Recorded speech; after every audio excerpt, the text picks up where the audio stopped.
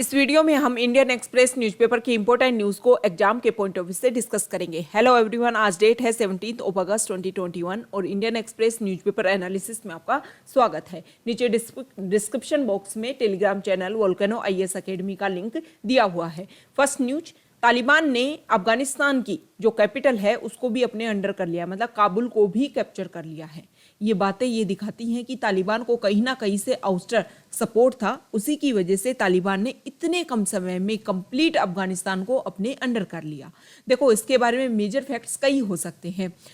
तालिबान की US के साथ में जो डील हुई वो एक मेजर फैक्टर रोल प्ले कर सकती है कि जिस तरीके से US के राष्ट्रपति पहले ट्रंप थे और उनके बीच में एक डिस्कशन होता है फरवरी 2020 में, और उसमें डिसाइड किया जाता है, जो ट्रंप हैं वो तालिबान को बोलते हैं कि हम यहाँ से अपनी आर्मी को पीछे हटाएंगे। हालांकि ट्रंप ने उस नेगोशिएशन में तालिबान के साथ में कोई भी ऐसा एग्रीमेंट साइन नहीं किया जिसके आधार पर तालिबान के ऊपर कुछ रेस्ट्रिक्शंस लग सके। दूसरा कारण ये माना जाता है कि जो अफगानिस्तान की जो इंटरनल गवर्नमेंट थी उसके बीच में कुछ आपस में कन्फ्लिक्ट थे, उसका भी फायदा उठाया गया है तालिबान के द्वारा। और एक मेजर कारण ये बोलता है कि तालिबान को कहीं ना कहीं से बाहरी सपोर्ट था, मतलब पाकिस्तान से मेजर सपोर्ट माना जा रहा है, क्योंकि तालिबान के साथ में पाकिस्तान के काफ़ी पुराने रिलेशन रहे हुए हैं। देखो, पाकिस्तान का तालिबान को सपोर्ट करने का और भी कई कारण हो सकते हैं। एक तो देखो, पाकिस्तान का सबसे बड़ा यह है कि वो चाहता है कि टेररिज्म आपस में बढ़ावा मिले यहाँ पे रीजनल एरियाज में, क्योंकि उसको लगता है कि इंडिया को काउंटर करने में ये सारे जो पॉइंट्स हैं वो उसको हेल्प करेंगे। अब 2001 में जब US से अफगानिस्तान में आता है, उसके बाद में जो इंडिया है वो अफगानिस्तान में बहुत सारे इन्वेस्टमेंट करने लग जाता है, क्योंकि इंडिया को ये लग गया था कि अगर मुझे सेंट्रल एशिया तक अपनी पहुंच बनानी है तो अफगानिस्तान एक मेजर रास्ता होगा जिसके थ्रू मैं वहां पर पहुंच बना सकता हूं। और इसी का कारण रहा कि इंडिया ने ईरान जो कंट्री है वहां पर चाहबार पोर्ट डेवलप किया, ताकि चाहबार पोर्ट से रेलवे के थ्रू हम पहुंचे जारान सिटी जो है वो एक बॉर्डर सिटी है अफगानिस्तान की, फिर जारान टू डेलाराम हाईवे, और उसके थ्रू हम सेंट्रल एशिया तक पहुंच बना सकते हैं। इसी के लिए इंडिया ने वहाँ की जो हॉस्पिटल से लेकर के एजुकेशन, वहाँ का जो पार्लियामेंट है, डैम है, इन सब एरिया में इंडिया ने बहुत ज़्यादा वहाँ पर इन्वेस्टमेंट कर रखा है। तो पाकिस्तान चाहता है कि इंडिया की पहुँच सेंट्रल एशिया तक ना बने और जो भी अफगानिस्तान में उन्होंने इन्वेस्टमेंट किया है उसका उनको बेनिफिट ना मिल पाए। तो एक तरीके से ये भी माना जा रहा है कि इंडिया को काउंटर करने के लिए पाकिस्तान तालिबान को सपोर्ट कर सकता है। अब इंडिया के पास में क्या ऑप्शन है? देखो, इंडिया को पहले की तरह अपनी स्ट्रिक्ट पॉलिसी को फॉलो ना करके लिबरल पॉलिसी की तरफ आना चाहिए, और वो भी जो भी देखो किस कंट्री में जो भी स्टेक होल्डर है, जो भी प्रेजेंट टाइम में पावर में है, उसके साथ में इंडिया को ओपन नेगोशिएशन करना चाहिए। तो जो तालिबान है, जिस तरीके से ट्रांजिशन पीरियड है, मतलब वहाँ की गवर्नमेंट से पावर तालिबान के पास आती है, इस ट्रांजिशन पीरियड में इंडिया को अपना ओपन माइंड रखने की आवश्यकता है और समय के साथ में तालिबान के साथ में नेगोशिएशन करे, ताकि वहाँ पर जो भी इन्वेस्टमेंट हो रखा है उसको सेव किया जा सके। नेक्स्ट न्यूज यहाँ पर देखिए, पिगेसस स्पाईवेयर को लेकर के सुप्रीम कोर्ट में सुनवाई चल रही है। सुप्रीम कोर्ट में जो पिटिशनर्स हैं उन्होंने बोला कि आप गवर्नमेंट से पूछिए कि गवर्नमेंट ने ये जो मिलिट्री बेस्ड स्पाईवेयर है क्या इसका यूज़ किया था क्या। हालांकि गवर्नमेंट की तरफ से डिनाई किया गया है कि हमने ऐसा कोई भी यूज़ नहीं किया गया है, लेकिन एक डिटेल्ड एफिडेविट मांगा गया है सुप्रीम कोर्ट के द्वारा गवर्नमेंट से। ओके, नेक्स्ट न्यूज है ये यूपी स्टेट से है। देखो, प्रेजेंट टाइम में जो पॉपुलेशन है वो सभी के लिए एक मेजर क्राइसिस बनता जा रहा है, और ना सिर्फ पॉपुलेशन बढ़ने से प्रॉब्लम्स वैसे हो रही हैं, बल्कि जो हमारे लिमिटेड रिसोर्सेज हैं उनके ऊपर भी बर्डन क्रिएट हो रहा है। तो अगर इन सब प्रॉब्लम्स को हमें काउंटर करना है तो हमें एक स्पेशल आयोग बनाना चाहिए जो सिर्फ और सिर्फ पॉपुलेशन ग्रोथ, पॉपुलेशन कंट्रोल के ऊपर काम करे। ये इस आर्टिकल से हम मेजर पॉइंट्स को उठा सकते हैं। अब यूपी गवर्नमेंट ने यही काम किया है। यूपी गवर्नमेंट 2 चाइल्ड प्लान लेकर के आई है, जो वहाँ का लॉ कमीशन है उसने जो CM हाउस है उसको सौंप दिया है ये ड्राफ्ट प्लान 2 चाइल्ड पॉलिसी को लेकर के। इस पॉलिसी को आप कैरेट एंड स्टिक पॉलिसी के अंडर मान सकते हो। मतलब गवर्नमेंट ने बोला है कि अगर आप 2 बच्चे तक लिमिटेड रहते हो तो आपको बहुत सारी सब्सिडी में हेल्प दी जाएंगी। जैसे प्लॉट खरीदने में आपको सब्सिडी दी जाएगी, इसके अलावा घर बनाने में, घर खरीदने में जो लोन दिया जाएगा उसमें आपको छूट दी जाएगी, वाटर, इलेक्ट्रिसिटी, हाउस टैक्स में आपको रिबेट्स दिए जाएंगे, हेल्थ इंश्योरेंस कवर दिया जाएगा। अब स्टिक मतलब पनिशमेंट क्या क्या दिए जाएंगे अगर आप इस पॉलिसी को फॉलो नहीं करते हो तो? अगर आपके 2 से ज़्यादा बच्चे हैं तो आपको गवर्नमेंट जो सब्सिडी है उसमें कोई हेल्प नहीं मिलेगी। इसके अलावा आप जो लोकल पोल्स हैं उसमें कंटेस्ट नहीं कर पाएंगे, गवर्नमेंट जॉब के लिए अप्लाई नहीं कर पाएंगे, और अगर गवर्नमेंट जॉब में है तो आपको प्रमोशन नहीं मिलेगा। तो इस तरीके से गवर्नमेंट इस प्लान को इनिशिएटिव करने की कोशिश कर रही है।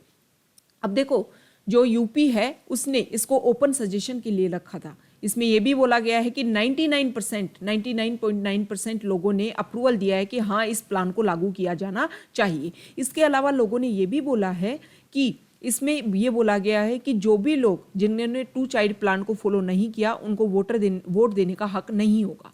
लेकिन इसमें बोला गया है, जो लोगों ने सजेशन दिए, कि राइट टू वोट एक कॉन्स्टिट्यूशनल एंड फंडामेंटल राइट है, उसको आप ब्रीच नहीं कर सकते हो। नेक्स्ट न्यूज यहाँ देखिए।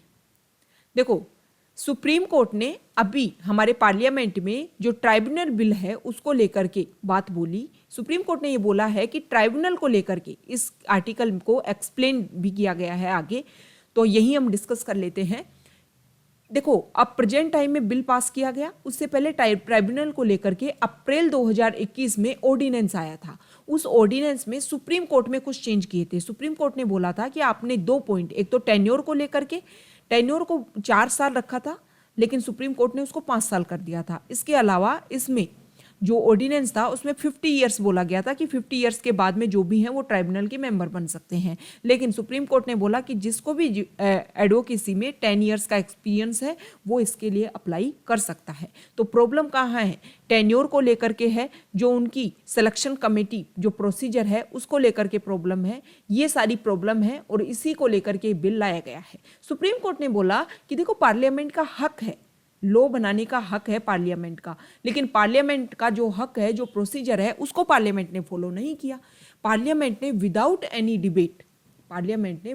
एनी डिबेट इसको पास कर दिया। ओके, अब सुप्रीम कोर्ट ने ये बोला कि ऐसा नहीं है कि जुडिशरी के पास में पावर नहीं है कि जो भी लॉ बनाया जाता है पार्लियामेंट को, उसको कॉन्स्टिट्यूशन के आधार पर हम नल एंड वॉइड डिक्लेयर नहीं कर सकते। इससे पहले 2017 में भी ट्राइब्यूनल को लेकर के एक एग्रीमेंट हुआ था, ट्राइब्यूनल को लेकर के एक लॉ पास किया गया था, उसको भी नल एंड वॉइड डिक्लेयर कर दिया गया था। तो सुप्रीम कोर्ट एक तरीके से लेजिस्लेचर और जुडिशरी के बीच में जो सेपरेशन ऑफ पावर्स है उसके ऊपर ये आर्टिकल आप मान सकते हो। नेक्स्ट न्यूज यहाँ देखिए, एक सेकेंड। देखो, दिल्ली जो गवर्नमेंट है, इस आर्टिकल को समझने से पहले थोड़ा सा बैकग्राउंड समझो। पार्लियामेंट में अभी के स्टेटमेंट दिया जाता है मानसून सेशन में कि सेकेंड वेव कोविड की आई जब कोई भी डेथ ऑक्सीजन की कमी की वजह से नहीं हुई। अब दिल्ली गवर्नमेंट पहले भी एलजी से बोल चुकी है कि हमें एक ऐसी कमेटी बनानी है जो सेकेंड वेव के दौरान ऑक्सीजन की वजह से कितनी डेथ हुई इसके बारे में हमें पता लगाना है और उसको हमें छुपाना नहीं चाहिए। लेकिन एलजी ने अपनी सहमति नहीं दी। दोबारा से दिल्ली गवर्नमेंट ने इसके लिए बोला है कि हमें इस तरीके की कमेटी बनानी है और आप इस पैनल को अपनी सहमति दीजिए, क्योंकि ऑक्सीजन की कमी से जितनी डेथ हुई वो हमें छुपाना नहीं चाहिए। इस पेंडेमिक से अब अगर हमें निपटना है तो हमें हमारी मिस्टेक्स से सीखना होगा और मिस्टेक्स को सीख करके हमें जो भी इंफ्रास्ट्रक्चर में कमी रही वो आने वाली जो वेव्स है, ऐसे बोला जा रहा है कि जो थर्ड वेव्स है वो बच्चों के लिए बहुत खतरनाक है। तो पहले से अगर हमारा इंफ्रास्ट्रक्चर डेवलपमेंट होएगा तो हम इस प्रॉब्लम को अच्छे से सोल्व कर पाएंगे, नहीं तो सेम रिपीटिशन ऑफ मिस्टेक्स होने लग जाएगा। नेक्स्ट न्यूज देखो, दिल्ली की एक न्यूज़ है कि एक पर्सन बाइक पर जा रहा था, उसको चाइनीज मांझा की वजह से, उसका गला कटने की वजह से उसकी डेथ हो गई। सुप्रीम कोर्ट ने डायरेक्टिव दे रखा है कि जो चाइनीज मांझा है उसको यूज़ करना, उसको बेचना, उसका प्रोक्योरमेंट करना, इसके ऊपर नेशन वाइड बैन लगा हुआ है। तो इस चीज़ से क्या पता चलता है कि जो पॉलिसी बनाने से ज़्यादा उसको ग्राउंड लेवल पर इम्प्लीमेंट होने की ज़्यादा आवश्यकता है, क्योंकि अगर इम्प्लीमेंट नहीं हुई तो इसी तरीके के इंसिडेंट समय के साथ में होते रहते हैं। नेक्स्ट न्यूज देखो, ये है ट्राइब्यूनल वाला जो अभी हमने स्टार्टिंग में डिस्कस किया ना, ये वो ही एक्सप्लेन किया गया है यहाँ पर।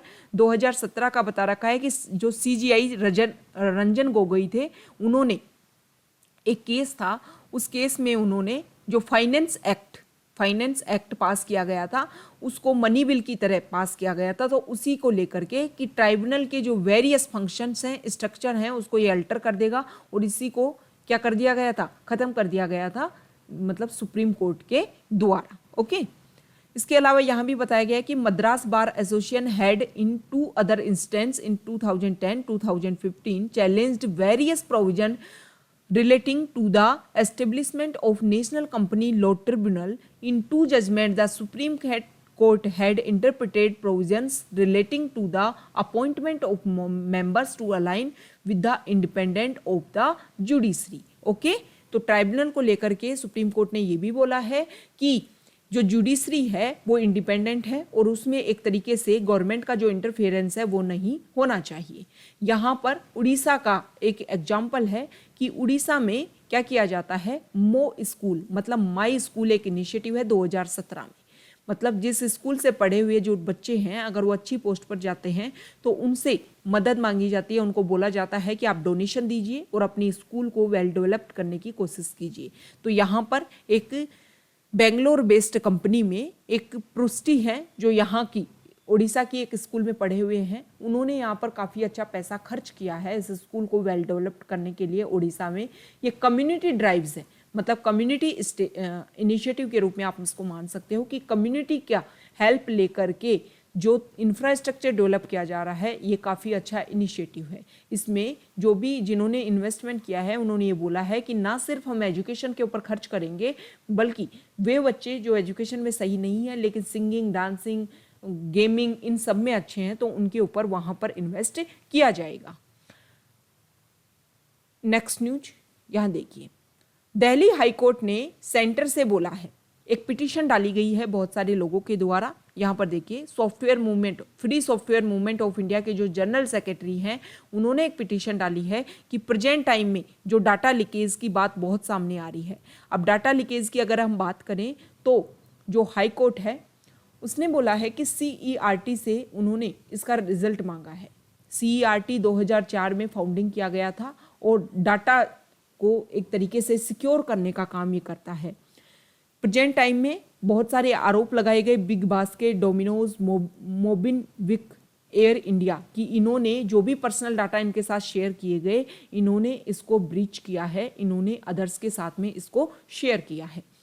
अभी सुप्रीम कोर्ट ने एक डिसीजन लिया। सुप्रीम कोर्ट डिसीजन लेता है कि अगर आप प्रेजेंट या फिर फॉर्मर MP या MLA के बीच में कोई केस चल रहे हैं और उसको गवर्नमेंट के पास में पावर है कि वो MP और MLA के जो केस चल रहे हैं उनको क्या कर सकती है, ड्रॉप कर सकती है। लेकिन सुप्रीम कोर्ट ने बोला कि आपको इससे पहले हाई कोर्ट में ये बात बतानी होगी कि ये केस है और इसके बारे में आपका क्या राय है, मतलब हाई कोर्ट की सहमति ज़्यादा होना जरूरी है।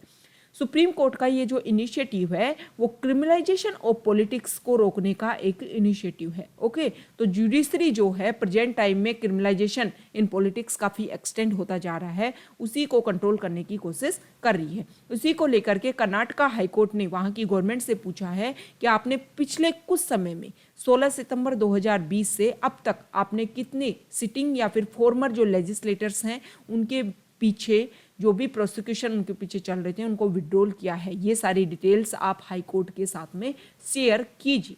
तो जुडिशरी का ये जो रोल है वो काफ़ी अच्छा इनिशिएटिव है। ओके, तो ये आज का हमारा यहाँ पर एक इम्पोर्टेंट स्टेटमेंट और है। यहाँ पर देखिए आप, एक सेकेंड, हाँ देखो, हम 75 अमृत महोत्सव मतलब 75 वीक्स का अमृत महोत्सव सेलिब्रेट कर रहे हैं।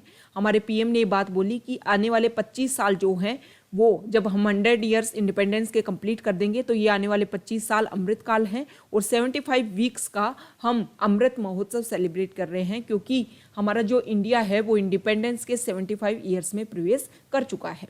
अब इसके लिए जो union minister for minority affairs Mukhtar Abbas Naqvi, उन्होंने ये बोला कि पूरे कंट्री में 75 हुनर हाट्स, जो 75 अमृत महोत्सव है उसके तहत 75 हुनर हाट्स एस्टेब्लिश किए जाएंगे। इससे जो हमारा वोकल फॉर लोकल जो है उसको एक तरीके से अच्छा इनिशिएटिव मिलेगा, और गवर्नमेंट हमारे इंडिया में जो लोकल लेवल पर जो जो इनिशिएटिव है ना, उनके पूरे एक मतलब मंच मिलेगा, एक फोरम मिलेगा उनको अपना हुनर दिखाने का।